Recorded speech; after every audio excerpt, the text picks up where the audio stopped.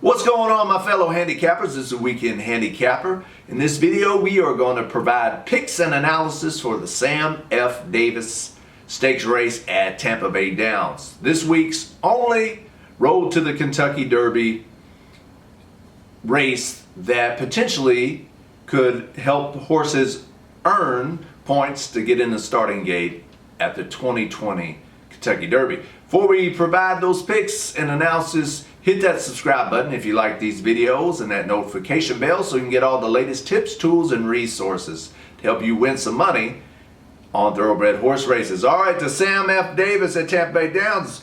It's a mile in the 16th. It's race 11. It's at 5:29. Why not just make it 5:30? Round up. But yeah, race 11 at 5:30 on Saturday, February 8th. The Sam F. Davis. I like Tampa Bay as a track, Tampa Bay Downs. Sometimes it's chalky, but a lot of times, especially turf races, I like playing the turf races there. But I digress. Let's talk about the Sam F. Davis. It's going to be a pretty day there. Good weather, so you shouldn't have to worry about an off track. Pretty good field of 8. I'm tired of the chalk, y'all. Here lately, all these Road to the Kentucky Derby races have been pretty chalky as far as the winners are concerned. Let's hope we got maybe get a price here. You know, here in the past, this race has long shots. They do pretty well here. I'm not saying a long shot's going to win this race, but they have won this race before, and the prices have been okay. So if you like a long shot in this race, don't be afraid to bet it, because in the past, they've done all right. All right, let's go horse by horse and see what we got. Number 1, Weed. There's no real clear, in my opinion, track bias or post positions that dominate here at Tampa Bay Downs lately. But you might favor the inside horses, the inside post. If so, Weed might be a good horse to bet on. It's going to come off the pace. Usually you want to be near the front or front at Tampa Bay Downs, but it's a competitive horse, been in some good races. Can it close in on these other front runners? That's the thing that might be difficult for this horse. It's coming off the pace, but one post position is pretty good, and it's a decent horse. So number 1, Weed. If you like it, bet it. Number 2, Sol Volante. It's a closer, it has class, good speed figures. It's won 2 of its 3 races. And I think it has a shot for sure. And that's the thing, and I fall victim to this too. How much emphasis do you put on track profiles and track bias and post positions? You know, Sol Volante is a pretty good horse, but does it have the right running style? Well, if it's a good horse, it'll overcome coming off the pace, and when we might prefer horses that are near the front or of the lead or a little off the pace. So that's what makes handicapping so hard. It's not set in stone on how these horses are going to perform and how the track's going to perform. Number 3, Albert Park. 3. Long shot horse here. I'm looking at others. Good luck to Albert Park. If there is indeed an inside bias, maybe this horse has a shot, but I'm going to use other horses. Number 4, here we go. Big heavy favorite, please. Will the Chalk Fest end, please? Independence Hall. It's a good horse, my God. 6-5 morning line. Has the right running style for this track. It's undefeated. It's classy. It should be tough to beat. Should be your heavy favorite in this race. Only thing, you know, when it comes to favorites, especially heavy favorites like this, you're always trying to find just a little thing that might be the thing that you can use to bet against it. What kind of negatives does it have? Well, maybe it won't like the extra distance. And if you have a horse that you think might like the distance of today's race, a mile and the 16th, then that might be enough to try to play against Independence Hall. But in all actuality, it's going to be tough to beat number 4, Independence Hall. So it's a contender. That's probably the logical horse, but it's not the horse probably to bet. Number 5, No Getting Over Me. It's a 20-1 long shot. Has the right running style. It's the local horse for Gerald Bennett and Sam Camacho. It doesn't have good speed figures, but it's working out well. If you like a long shot in this race, this might be a good long shot to bet on. If you can throw out speed figures, if you're not big believers in speed figures, then maybe take a chance with this horse. It'd be a great story. I mean, I don't typically bet on stories or hunch plays or anything like that, but that would be kind of cool. The local horse wins at a big price, 20-1. Number 6, Premier Starts, 3-1 morning line. It's got the right running style again. I really like this horse. I think this is the value of the race. It's got class, it's got the right running style, it's undefeated.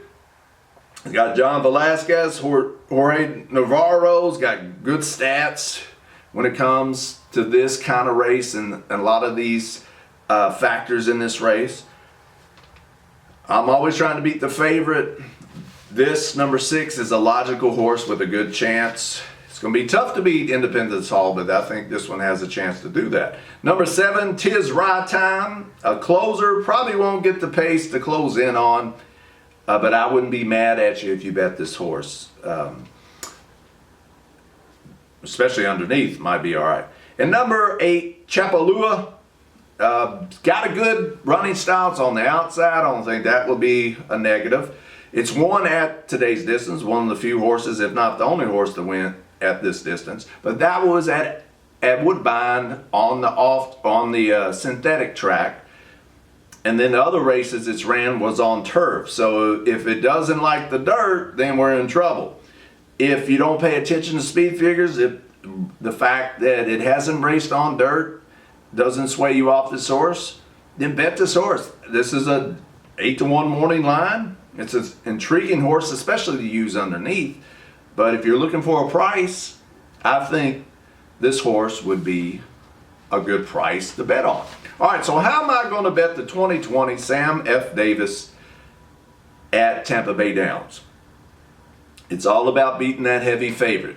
Can you beat that favorite, or should you not try to beat the favorite and skip the race because you think number 4 Independence Hall will win easily and won't pay much, or you use Independence Hall and try to beef up its price underneath with exactas and trifectas and things.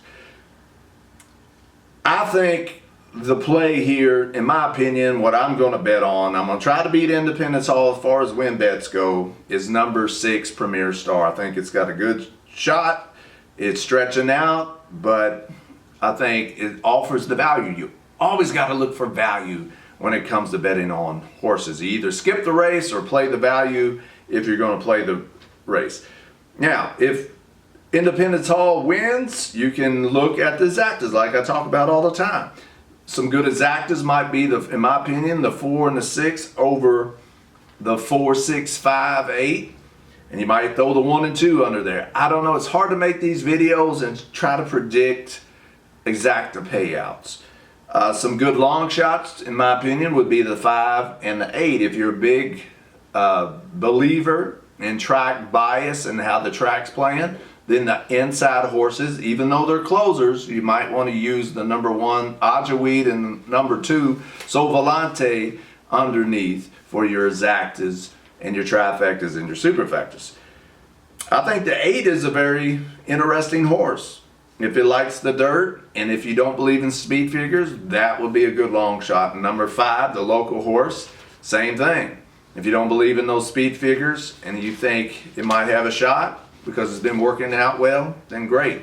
I'm not going to get too creative here because it's probably going to be Independence Hall's race to win. And here we go with another chalk heavy favorite winning one of these Road to the Kentucky Derby races. I think number 6, Premier Star. I'm not going to get too fancy. Just put a nice little win bet on Premier Star. See what happens. See if we can beat them.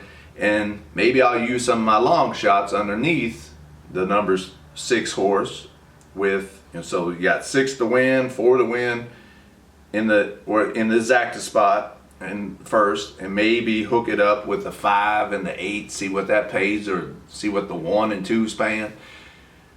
But bottom line is, I won't get too fancy. Probably just put a win bet on the number 6 Premier Star and see if it can beat Independence Hall. If Independence Hall wins, then another heavy favorite beat me, but that's all right. I'm always going to try to beat those heavy favorites. Some might say, if you can't beat them, join them. I'm not going to join a heavy favorite, not in horse racing. I'm going to try to beat them. These are young, developing horses that are trying new things like distance for the first time, or the surface in the case of number 8, Chapalua, for the first time. It might be well worth the risk to gamble on such things like that. All right, I would love to hear who you like in the Sam F. Davis this Saturday, February 8th, 2020. Who do you think is going to win? Leave a comment below. I'd love to hear who your pick is. All the best to you. Good luck to you. If you haven't subscribed, hit that subscribe button, that notification bell. And until next time, happy handicapping and smart wagering.